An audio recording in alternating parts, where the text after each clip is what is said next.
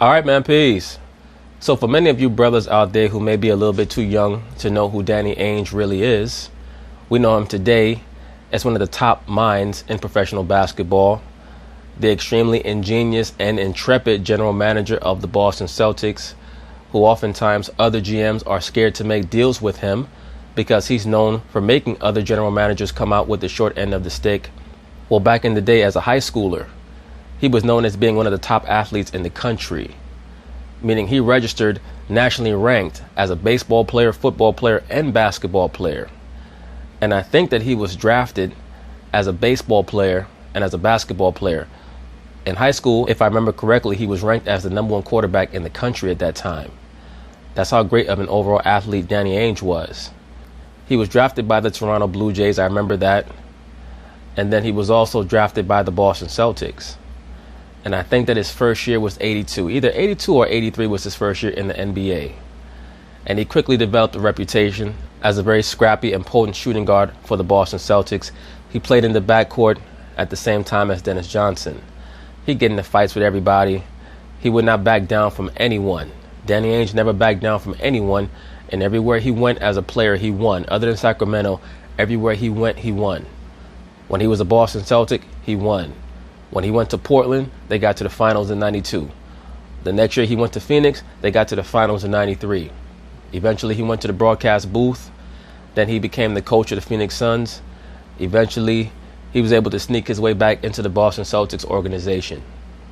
And overall throughout his career, he was always known as a fighter, as a scrappy guy who was never scared to try to get under people's skin. And he's never been scared to try to get under LeBron James' skin.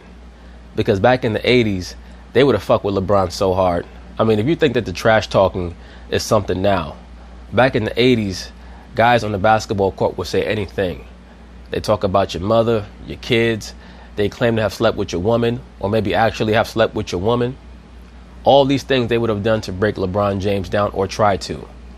And Danny Ainge is still trying to harken back to those days. Because in light of the notion that LeBron James has put forth that he's the greatest player ever, Danny Ainge has decided that he's going to have a flashback to the 80s and 90s and do something that he knows is going to get under LeBron James' skin. That being comparing his tactics of promotion to Donald Trump. Why is that? Because Danny Ainge understands, like I do, that LeBron James is nothing but a politician. That's all he is. He's much more of a politician at this point in his career than a basketball player. So Danny Ainge is going to fight fire with fire and compare LeBron James to Donald Trump, because LeBron James has been trying to put himself in a prominent position in the wokey-woke world by coming at Donald Trump. So, of course, they're going to talk about it, and I'm going to chime in. Only on ESPN Plus, it is More Than an Athlete, our 8 episodes. Yes, he is more than an athlete. He's an idiot. 8-episode series exploring the unique bond between LeBron and his longtime friend. And as usual, LeBron has himself and all of his compadres adorned in all black. Longtime friend. 4 witches. Longtime friends, turned business partners, Maverick Carter, Rich Paul, Randy Mims. The first 7 episodes are available now. All right, guys, we heard LeBron call himself the greatest player of all time on that More Than an Athlete broadcast. He was talking about how he felt after the 2016 championship. Well, Danny Ainge not only disagrees, he strongly disagrees.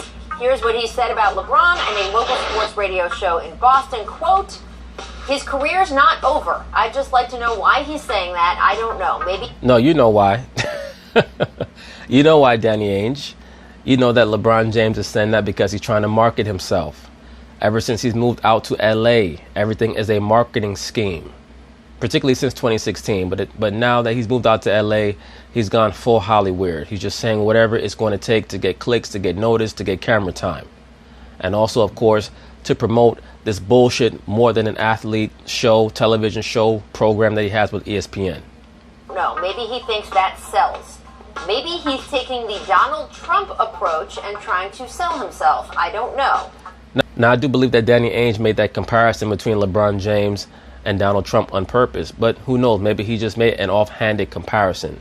I doubt it, though, because Danny Ainge tends to be a very calculated person. I mean, that's a interesting comparison, considering the history between LeBron and our current president. No, I have to disagree with you there, Rachel Nichols. It's not really an interesting comparison in light of the so-called issues between LeBron and Donald Trump, because there never really have been any issues between LeBron and Donald Trump. LeBron James is somebody who's trying to create a name for himself by going back and forth with Donald Trump.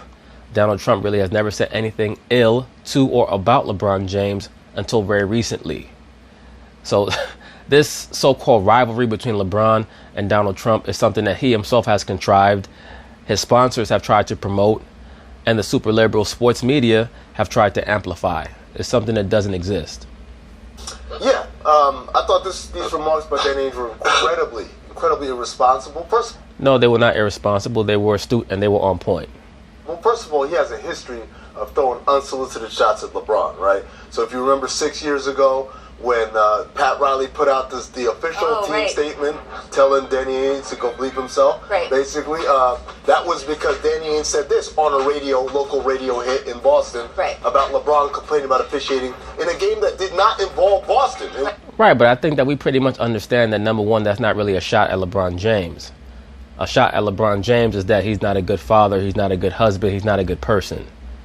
Danny Ainge in 2013 was the general manager of a team in the Boston Celtics that was pretty much on its last legs as a team. He was trying to find some type of upper hand through psychological maneuvers and manipulations. That's all he was trying to do, was to get the referees to not give LeBron James a call in the playoffs. Period. That's not that big a deal. I would not even consider that a shot. It was a Bulls Heat game. So again, fast forward to this doesn't involve the Celtics. This doesn't involve Larry Bird or one of his teammates. Doesn't involve anybody he knows, right? He's coming in and throwing it. And guess what? Look, whether you like or don't like the comparison, it's all good as far as LeBron and Michael Jordan. But when you bring the president's name into this, and you know at best it's a very polarizing figure. Well, who isn't polarizing? This is why, once again, and I have so many people, especially back in the day, that would ask me this question about why I call ESPN the super liberal mainstream sports media. Because they think that only people on the quote-unquote right-hand side are polarizing. I have news for you. People on your end of the quote-unquote political spectrum or the societal ideological spectrum are polarizing as well. LeBron James is considered polarizing right now as well, because of his incessant need to attention monger. At worst, it's someone that this person specifically has a problem with. We're not talking about LeBron has... Right, but does LeBron James really have a problem with Donald Trump? Does he really have a problem with Donald Trump?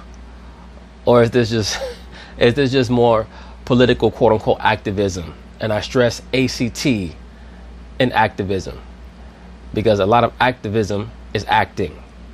Has a problem politically with the president. We're talking about there's a personal dislike between the two. No, there's not a personal dislike between the two. LeBron James is trying to build up his name by going at Donald Trump. I don't think that Donald Trump particularly cares about LeBron James. He knows what he's doing there, and that ain't right. And it's No, actually, it is right. Because what Danny Ainge was saying is that LeBron James is using the same tactics as Donald Trump. He's not saying that LeBron James has the same politics as Donald Trump. None of us really can say that because we don't really know what LeBron James' politics are. We know what he acts like, but when he gets into that voting booth, who does he really vote for? Once again, a lot of these guys that get on TV, especially when they're rich, they'll try to sell you this song and dance about voting Democrat, especially when they're so-called black entertainers or black celebrities. But if and when they get into that voting booth, for the most part, they're going to vote conservative, so-called conservative. There's no comparison really, because you're talking about one person maybe talking themselves up in LeBron's case, but he's not out of question. We're not saying that, oh, no way. Could be. I'm saying no way. I'm saying no way, and plenty of people say no way. How could you be 3-6 in the finals and be the greatest player ever? How can you do that? It's not possible. I like being a boxer, and every time you get into the ring and you have a chance to fight for the heavyweight title or the welterweight title, you lose. But every fight other than your championship fights, you're knocking out your opponents. And you've gotten 9 title shots. You won the fight 3 times out of 9 times. People are going to consider you a good fighter, maybe even a great fighter, but the greatest fighter of all time, no. Could be. Maybe we agree, maybe we don't agree. Versus someone who, look, is known for bloviating and saying blustery things that are way out of proportion. Yeah, it's just like LeBron James. That his defenders will say that's him getting caught up in the emotion. Yeah, just like LeBron James. And his detractors will say this is him telling untruths. Just like LeBron James, sir. But either way, these are not the same thing. And for him... No, actually, they are the same thing. For him to make that comparison, he could have said everything he said and not brought up that name. But he decided to throw that name in there. And I thought that was just despicable. Well, you would think that it's despicable because, no disrespect to you, sir, you're clearly a super liberal. Or maybe you're just acting for television, because oftentimes that happens on TV. We might catch Amin El-Hassan off camera and it'll be a completely different figure, a completely different energy that he's projecting. I just thought that this was very interesting because it's very clear that Danny Ainge is correct. Everything that Danny Ainge said about LeBron James's tactics are right and exact. But anyway, peace.